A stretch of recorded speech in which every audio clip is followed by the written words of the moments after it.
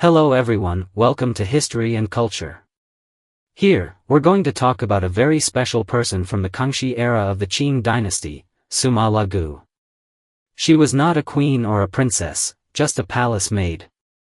But her story is filled with legend and is firmly remembered by history. Some of you may have seen her depicted in modern historical TV dramas. For example, in Kangxi Dynasty, she's presented as the Kangxi Emperor's childhood friend, with even a touching love story. In the show, the Kangxi Emperor rushes to confess his love to her on his wedding night. But due to their different statuses as master and servant, they are forced to say goodbye with regret. Before her death, Malagu declares that the only person she ever truly loved in her life was Kangxi, whose birth name was Xuanya. Sounds romantic and sad, doesn't it? But the historical reality is much less dramatic. The real Malagu was nearly 40 years older than Kangxi, practically from his grandmother's generation. When Kangxi was 13 or 14 and experiencing his first affections, Malagu was already over 50, making a romantic relationship impossible. Who was this woman, then? What kind of person was she, a simple palace maid? And why is she remembered by history? What kind of life did she lead? Let's delve into Malagu's 90-plus year story together. Malagu was born during the Yongle era of the Ming Dynasty. Specifically, sometime around 1612. On the vast grasslands of Mongolia. She was a plain-born Mongolian woman. And her family was quite ordinary, her parents were herders. The name Suma in Mongolian means furry pocket, a kind of pouch used by nomadic people to carry their belongings. And it's a somewhat casual name. It's likely that her parents simply saw a nearby pouch when naming their daughter. Later, her name became Malagu, with Sumala retaining its Manchu meaning of furry pocket, but adding a gu at the end. We'll slowly unveil the significance of this gu as we go forward. Malagu's childhood was not easy. Before turning 10, she left her parents' side and went to serve in the mansion of Baal Buha of Korchin, Mongolia, as a maid. Whether this was a decision made by her parents or by the steward of the mansion isn't clear in the historical records. But what's certain is that at a very young age, she was forced to leave her home. Life on the grasslands was tough, with large families and limited resources. Sometimes, sending a daughter to a rich family as a maid was a way to ease financial pressures, a form of survival. But fate sometimes brings the most remarkable turns. This departure from home opened up an extraordinary path for the young Suma. In Baal Buha's mansion, Suma was assigned to serve Bumubutai, his second daughter. For those who are familiar with Qing Dynasty history, this name might already be a giveaway. Bumubutai later became Empress Dowager Xiaozhuang. Bumubutai was born in 1613, 3 years after Suma. And Suma started serving her when she was barely 10. The two formed a close bond. Technically master and servant, but in reality more like sisters growing up together.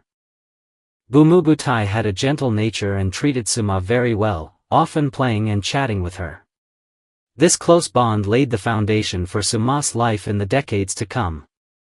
In 1625, the 5th year of the Tianqi era of the Ming Dynasty and the 10th year of Nurhasai's reign, the 13-year-old Bumubutai was married by her father to Huang Taiji, Nurhasai's 8th son. At the time, Huang Taiji was 34, a powerful political leader in control of the plain white banner, with a high and influential status. This marriage was one of the most famous political unions of the early Manchus and Mongols, aimed at strengthening their alliance. Bumubutai, along with 10-year-old Suma, left the grasslands of Mongolia for the first time and came to Shenyang in the northeast. This marked a new chapter in Suma's life. She bid farewell to the grasslands tents and entered the residence of Manchu nobility. After arriving in Shenyang, Suma's life was filled with a series of fortunate events. The first was in 1626, when Nurhasai passed away and Huang Taiji rose from one of the four Baal to become the Khan. Bumubutai, meanwhile, was elevated from Baal's wife to the Khan's secondary wife. Suma, as Bumubutai's personal maid, naturally saw her own living conditions improve alongside her mistress's. Her daily routines were no longer herding sheep on the grassland, but serving her master and helping manage the affairs of the residents. The second fortunate event was that, during the 14 years from age 13 to 27, Bumubutai gave birth to 3 girls and a son for Huang Taiji, with that son later becoming the Xuanji Emperor, Fulin. During this time, Suma was a key helper, assisting Bumubutai in raising the children. While Bumubutai was busy with court affairs, Suma was responsible for the children's daily routines, their food, their care, their education. Much fell upon Suma's shoulders. The third fortunate event was related directly to Suma herself. In 1636, when Huang Taiji changed the dynasty's name to Qing and adopted the era name Chongde, he implemented a series of centralizing reforms, one of which was a reform of court attire. This meant specifying the clothing for people of different statuses and occasions, such as for the nobility, officials, commoners, men, women, ceremonies, sacrifices, and daily routines, all following a rigorous set of regulations. Who was in charge of designing these garments? Historical records show that Suma was involved in designing the earliest court attire for the Qing Dynasty. This was no small matter. At the age of 21, Suma was, in a way, a key member of the Qing Dynasty's central team for clothing design. She not only needed to be well-versed in Chinese court rituals and culture, but also appreciate the aesthetic preferences of the Manchus, and possess strong handicraft skills. For example, Manchu robes needed to reflect their nomadic spirit while honoring the ceremonies and traditions of the Central Plains, a task requiring extensive knowledge and ability. Suma's participation in such important work shows that she was not only intelligent and capable, but also cultured and well-informed. While serving alongside Bumubutai, she absorbed much court ceremony and cultural knowledge. This, in turn, reflects Huang Taiji's high regard for Bumubutai. Even though his greatest affection was for Helanzu, he valued Bumubutai as well. And Bumubutai treated Suma much like her own sister, making it possible for Suma to become involved in state affairs and leave her name in history.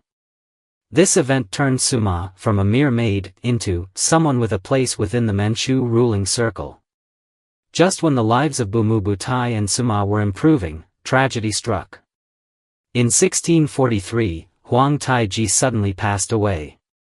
Bumubutai was widowed at the age of 30, and Suma, 33, seemed destined to grow old and die in loneliness alongside her mistress in the deep palace.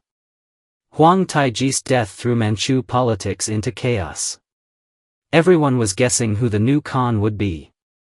Some believed it would be Hugh, his first son, or his brother Dorgan, as both were powerful. Hugh was the firstborn, while Dorgan was a dominant political leader in control of significant military forces. But political struggles are full of the unexpected. With the support of Aobai, Sonnen, and other ministers, and following Prince Daishan's intervention and a compromise between Dorgan and Hugh, Bumubutai's 6-year-old son Fulin was placed on the throne, becoming the Xuanji Emperor, with Dorgan and Zhegelang acting as regents. This meant Bumubutai and Suma were suddenly brought back into the center of power. But the first few years after Xuanji's coronation were far from easy for Suma and her mistress. The greatest pressure came from Dorgan, the regent. Dorgan, while not usurping the throne, was always maneuvering for power. He implemented 2 measures that kept Bumubutai and Xuanji under immense pressure. First, he separated mother and son, forbidding them to live together. The Xuanji emperor later recounted. He was only able to see his mother a few times a year. And when missing her, his mother could do nothing but shed silent tears. Second, Dorgan placed his own Prince Rui's residence and the two white banner garrisons near the Forbidden City, just steps away from the eastern gate, Donghuimen, effectively encircling the imperial palace. Meanwhile, the two yellow banner troops, who were most loyal to Xuanji, were kept farther away from the center of power. This meant Dorgan was always in a position to control the imperial court and threaten Xuanji's throne. This oppressive situation filled the young Xuanji with fear and uncertainty. He was just 6 years old, without his mother by his side, and surrounded by Dorgan's watchful eyes. In this context, Sima became Bumubutai's spokesperson. She visited Xuanji in their stead, conveying their care and affection, and delivering his mother's messages of warmth and guidance. At 27, Sima shouldered the heavy responsibility of maintaining the bond between mother and son, and in return became Bumubutai's most trusted person. Sima not only had to be cautious under Dorgan's surveillance, but also protect Xuanji's safety, since a moment's carelessness could spark a political crisis. In 1650, Dorgan fell ill and died at the age of 39. The Xuanji emperor immediately purged his influence, stripping him of his titles, defacing his tomb, and removing his name, and finally regained control of power. Bumubutai and Sima breathed a sigh of relief, thinking their hardships were over. But new challenges soon arose. In 1651, Xuanji began ruling in his own name. He was technically in power, but in reality he was just 14 years old, illiterate and unable to read state documents. He still needed Zhegelang's help to manage state affairs. While Xuanji studied and trained to become a ruler, he gradually cultivated his own circle of trusted allies, such as Sonan, Aobai, and Ebelin, in order to consolidate his power. Bumubutai quietly supported her son and waited for him to grow up. That year, Xuanji was to get married. The bride was Bumubutai's brother Wuxian's daughter, Bumuba, Xuanji's cousin. This marriage was a typical Manchu-Mongol alliance, meant to consolidate the relationship between the two ethnic groups. Bumuba fell ill soon after arriving in the capital due to the change in climate. Her family turned to many doctors, but in the end, it was the German missionary Johann Adam Schall von Bell who cured her. Schall's records mention that after healing Bumuba, a Mongolian woman came with her maids to bring a generous gift in thanks. She said her master was the emperor's mother, and the patient was the future empress. Historians believe that this Mongolian woman was the 36-year-old Sima. Not only was she acting on Bumubutai's behalf, but she was also able to hold conversations with the foreign missionary, making clear the identities of all involved. A testament to her ability and her high standing. This shows that Sima was no ordinary palace maid. She was a spokesperson for Bumubutai, recognized both in the court and outside its walls.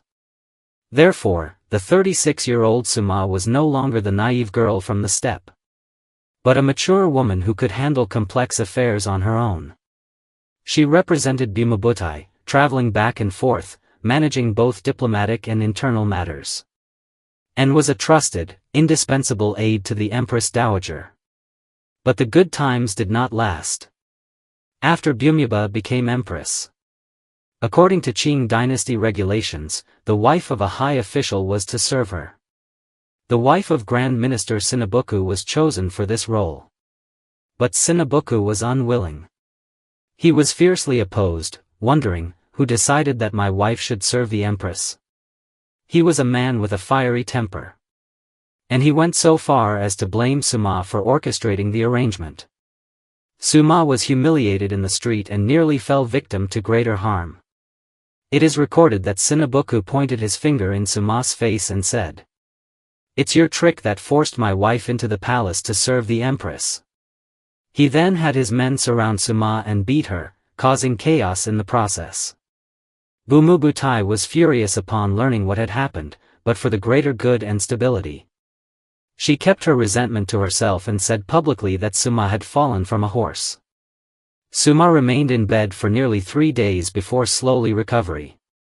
Bumubutai chose patience because the Xuanji emperor was not yet fully in power. The political situation was still precarious, and it was unwise to make additional enemies. But both Shi and Xuanji kept this incident in their hearts. Half a year later, Xuanji began his purge of Sinabuku, sentencing him to death, confiscating his property, and reducing his family to commoners.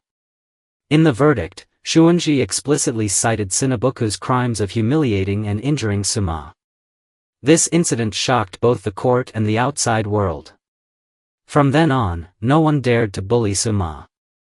Inside and outside the palace, everyone knew Suma was Bumubutai's bottom line. And that touching her was a challenge to both the Empress dowagers and the emperor's authority. In 1661, Xuanji died of smallpox at the age of 24, leaving a 52-year-old Suma and a 49-year-old Bumubutai stricken by grief. The mother and son had barely gotten through difficult years together. But now the elderly were forced to say goodbye to their young. Xuanji's death left Bumubutai physically and emotionally drained. And Suma quietly took on the responsibility of comforting her mistress. Not long after, the 8-year-old Kangxi emperor ascended the throne. And Suma was given a new mission, to become Kangxi's teacher and teach him Manchu. Historical records show that when Kangxi was a child, Suma taught him to read and write and was held in high regard at court. Suma was well educated and perfectly qualified for the role. More importantly, Kangxi developed a deep affection for her. But it was not romantic love as depicted in TV dramas. Instead, he saw her as a mother. Palace memorials make it clear that Kangxi called Suma Mother Mama, and even provided her with additional food for the winter, such as 200 jin of vegetables, 16 jin of large radishes, 8 jin of small radishes, 40 eggplants, and 4 jin of salt. These details reveal the warmth in their relationship, and show just how much Suma meant to Kangxi. Kangxi lost both his parents at a young age, his mother when he was 10. And was eager for affection and a family bond. Suma stayed by his side during his loneliest years. Some say that when Kangxi was 2 or 3, in order to avoid smallpox, he was sent outside Beijing's Fucheng Gate to Fuyou Temple in quarantine. And it was Suma who cared for him there in Bumubutai's place. Suma not only delivered Bumubutai's care but also kept the young Kangxi company, talking, playing, and telling him stories. This kind of daily companionship forged a deep bond. He called her Mama from the bottom of his heart. Bumubutai never minded Kangxi addressing Suma in this way.